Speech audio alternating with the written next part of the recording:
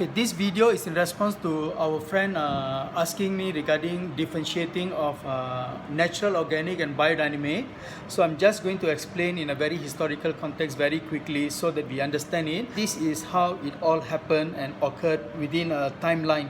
So from a historical perspective and then all the way to modern times, there has been a transition. So basically natural started off in the beginning, and then it went off with people knowing how to look after vineyards. Then they discover way of maintaining that vineyard, and it would always have been organic until industrial fertilizers and chemical sprays to kill out weeds and all these were developed in the probably I would say late 1800 and early 1900 during those period. But the research regarding scientific way of altering the vineyards were already being researched since probably late 1700s already. So but then I think the technology itself to implement with synthetic fertilizers and chemical spray was probably more in the late 1800s and early 1900s. So in timeline, basically it starts off with natural, and in between everything happens organically. Then it goes off into biodynamic. Biodynamic basically is a more a later part because it happens due to scientific research. So technically biodynamic means using astronomical methods with science and discussing them in terms of the earth being as a living organism, and that you need to do things in cycle with a calendar. But this is not an old belief. This is basically more modern because the person who came out with biodynamic in Austria, Rudolf Steiner, he was actually more a researcher. So his work is done on science, and this is in 1924. Therefore, this is very recent. And along that line, afterwards, people went into commercial winemaking once the synthetic fertilizers and chemical sprays were introduced. And today, what we are experiencing is the movement away from the commercial winemaking to more sustainable and closest to the nature. So that's why it's very confusing, because a lot of the natural techniques is actually existed by itself without any techniques. So let me just touch on this very quickly so that we understand in simple form.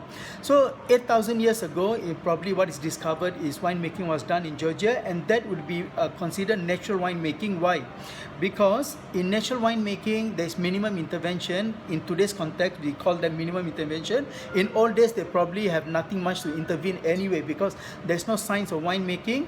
And also, the vineyards were growing by their own capacity to grow. So the people who planted the vines would not know what to do. So therefore, the vines grew and they will harvest the grape and they crush it. So at that time, they don't even have science to understand yeast and things like that. So fermentation would have been very spontaneous from the yeast around the grapes. So, and then you will ferment and they'll probably put it in a vessel for drinking later, because you will not drink the entire wine one shot immediately. You can't do that.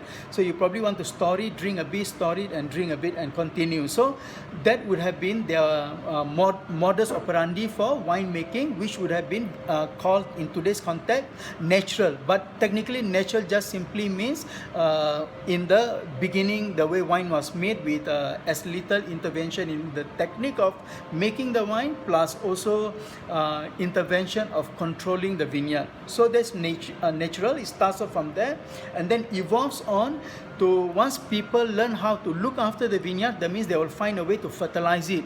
And in old days, we are talking about, let's say, pre-1800 to be safe from any industrial development.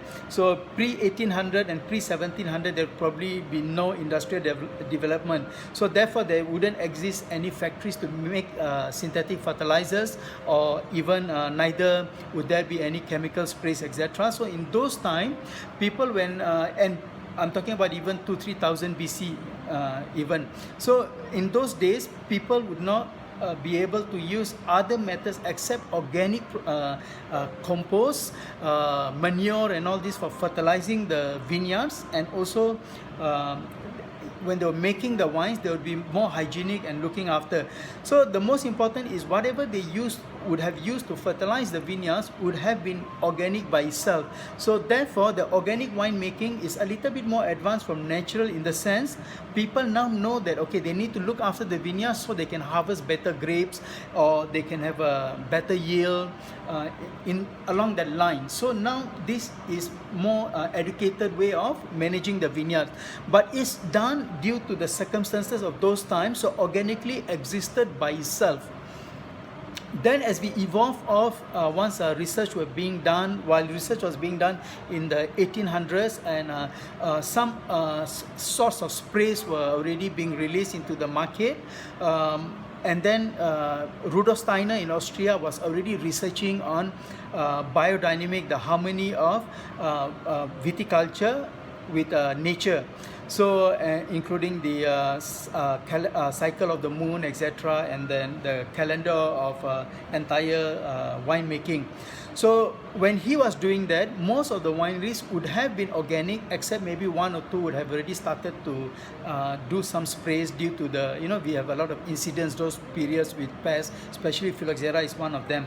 But this is a very critical transition point, and this is what confuses us, because this is, while on one side the chemical industry, including the factories to produce synthetic fertilizers, are introducing to the farmers who grow vines. At the same time, there is a person who's introducing a totally holistic way of making wine with nature. So this conflict is what is confusing. Natural and organic, there's no confusion. From natural, you straight away evolve to organics, and organic is one of the oldest method of winemaking, and natural is the oldest. So in between is organic, and then biodynamic is the one that confuses us, and that's the reason. Because while synthetic fertilizers and sprays are being introduced, and then you have someone pushing for a holistic way of winemaking. And then there will be wineries who are already don't want to accept any chemical spray or synthetic fertilizers. They would have been more keenly accepted the biodynamic practices, because for them that is the next easy way for them to look after the vineyard, because they have already been used to looking after the vineyard naturally, organically. So now they have something to follow, a guideline, and they are more happier, because rather than just doing things from the past down from the grandparents and parents, now they have a book to follow and a person they believe in to listen to and follow, and they understand, because it is more relatable to them, because they're already farming organically. Now what happens next? The next thing what happens is, as time passes by, due to activity of, like for example, gaining more market share, due to trying to have bigger yields, all this. So, and then also there is this between early 1900s, so you have the coming off of large companies.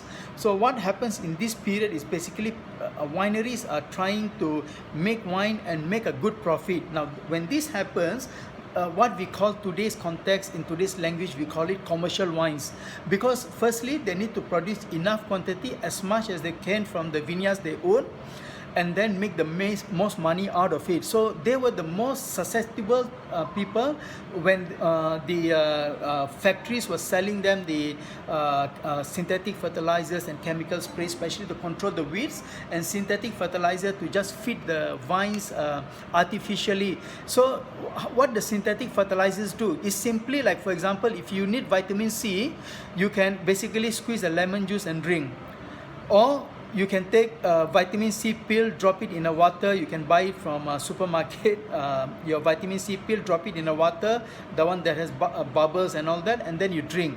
So your body doesn't react the same way to the two things I mentioned. If you take lemon or lime and squeeze it and drink it, your body recognizes that and accept it and receive it. It's very natural process, because it's very symbiosis with our body system. But once we introduce a vitamin C pill and we are drinking it, now that is very different way our body going to receive. So it's not as simple as looking at them, oh, both are vitamin C, therefore they should be the same.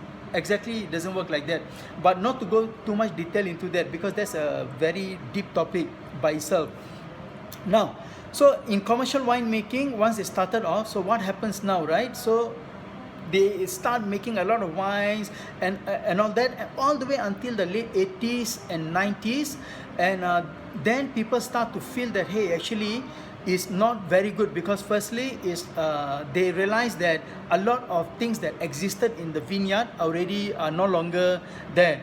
So it has changed the entire landscape of the vineyard. Secondly, the vines are no longer self-surviving. You need to really feed them now with the synthetic fertilizers. For example, if you have to go and hunt and look for your own food, you will be more agile and stronger, and you will know how to play around in the terrain of the forest where you are hunting. But suppose if every day people just bring food to your house, you are just lying down, and one day you go into the forest, you probably get eaten by a lion, because we were developed differently according to the environment we are in. So if you keep on feeding the vineyard, the vines, all the fertilizers, why do they need to go all the way deep down to look for water, look for nutrients? They don't need to. They can become lazy and just accept it at the higher soil level, right?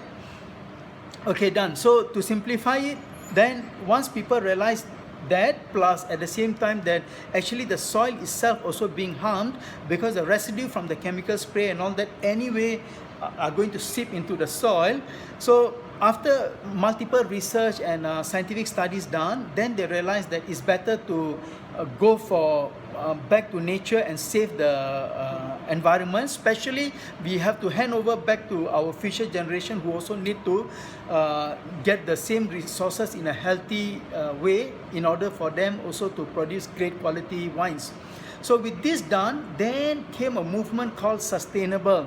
Let's go sustainable. So let's go green and environmental friendly. And today you have so many different names for it.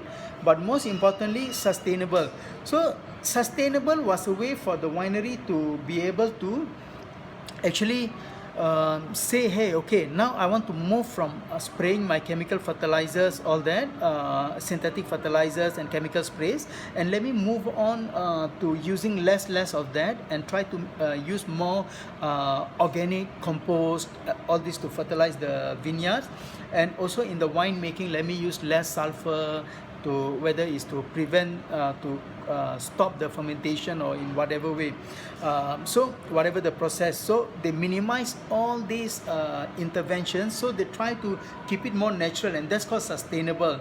Now this is where the confusion comes, because from sustainable is a bridge before, because you already went through the cycle of nature, natural winemaking, and organic, which is also exists as an evolution of natural winemaking by natural, and then you have scientific research done of organic and biodynamic. So you have this cycle, and then people have commercialized so much, and then they need to go back to organic, but you cannot just jump off. Then you have wines in between, is called sustainable, which is the bridging. So all these winery don't want to make wines commercially, so they want to make wines sustainably. Now once they are used to the sustainable practice and they're confident enough, they might want to go for organic certification. So organic certification is requires you to have certain guideline, and it takes about 3 years, so it is a long process. So sustainable is the first way that you can show your integrity, that you are going to make wine naturally with the basically the nature, environmental friendly, right? So after that, once you are already in a very comfortable in sustainable zone, you have two options basically. You can just make wines as normally organic, which is all the wines that we would be drinking. So then the question is, what about natural wine then? Why today we have natural wine? So then same thing, from sustainable, the winemaker can say, hey, you know what, I really love the way I'm doing my things, but I want to make wines even more less controlling and less intervention, and I want to make like how people would have done, like 7,000-8,000 years ago. So let me make it that way itself. So therefore you will have all these natural wines. So these are basically a movement towards, so organic and natural wine making is a movement towards from commercial wine making to sustainable, and then to diverge between whether they want to make as minimum intervention or organic winemaking, which means to say you want to do with some intervention but with organic intervention. So you don't use any synthetic fertilizer sprays, but you still control the winemaking process, barrel aging, etc. In natural winemaking, as per old days, 7,000-8,000 years ago, those times where barrels wouldn't exist and all this, you probably don't age your wines in barrel, maybe at the most in some amphoras, or even stainless steel thing is fine because you have the equipment today. So the equipment of the time, but you don't change the wine itself because it will develop by naturally. So with this done, in between you will find some this kind of crown caps. These are pet nets. So pet nets would have been the oldest sparkling, natural sparkling wine. So just want you to let you know. So these crown caps, which called pet nets, this would have been before champagne or all that discovered. This would have been the natural wine with bubbles. Then with the, so I'm just running through now how these bottles are presented in the market. So you have your natural wine making without the bubbles, and then later they would have been discovered some with some bubbles, pet nets. Doesn't matter whether it's red grapes or white grapes, they would have made sparkling anyway, which was naturally occurring. So this is not your very high pressure. This is very light. And then they would have gone through some things called like this. In Europe today, you have the logo. Some wineries are already putting at the front. In the beginning, they were putting at the back of the label, but now they are putting at the front of the label even. So this is the European logo for organic. So this is basically simply saying that I'm going to age in the barrel, so I have some intervention. So therefore, I'm not natural. But what I'm going to do is, I'm going to allow the wines to be made in my style, but everything with organic practices. Therefore, everything from nature. And then also in New World, this is like from New Zealand, you will also see the certified organic, different logo in different country, and also this is certified biodynamic as well. So the challenge is with biodynamic, there is not enough certifications on the wine labels because it's very strict. So there is a few Demeter and all that in Europe are certifying, but that's for another topic, because this is biodynamic is very difficult to certify, because the winery really need to practice the calendar, and most winery would be doing certain part of the biodynamic practices, but maybe not all. So biodynamic has to be higher standard than organic. So in order to be biodynamic, you need to be organic. But in order to be organic, you don't need to be biodynamic, because organic existed by nature, naturally before biodynamic. So biodynamic is a research, scientific research done after anyway people were doing wines organically. So therefore, biodynamic always comes after you are organic, then you can practice biodynamic. This is the highest level. So if you are not organic, you can't go biodynamic. It's not possible. If you are going biodynamic, means you are going organic. So that's it. So organic will be the first in the market, the first kinds of wine that you will see almost on most labels, before you will start to see a lot more biodynamic wines. So this is another, you will see sometimes AB. So AB sometimes certifies the winery, even they are organic and they're practicing biodynamic, they certify that, but mostly it's for organic purposes. And then, so this is the evolution. So we have the natural, and then the pet net, the sparkling, naturally sparkling, and then you would have the organic in between by naturally occurring in the winemaking practices with the evolution. And then you would have the biodynamic coming out with the studies of Rudolf Steiner in the 1920s, followed by finally commercializing the winemaking, this kind of bottles, which is the winemaking is commercialized, but they are already moving it to sustainable. So therefore, almost you will find no any logos regarding all that, except for some description that the wine are produced from sustainable vineyards. So this is like a movement. So in a category, you have in timeline of history, natural, organic, you would have biodynamic, commercial winemaking, sustainable, and then you will go back to the either natural or organic. because this you are going backwards actually. So I hope this is ends up a long video, although I wanted to do a short one, but hopefully it's clarified. But any questions, you let me know so that I can do a smaller video just on one topic itself. Otherwise, the four, all of them together, natural, organic, biodynamic, and sustainable, is very long topic.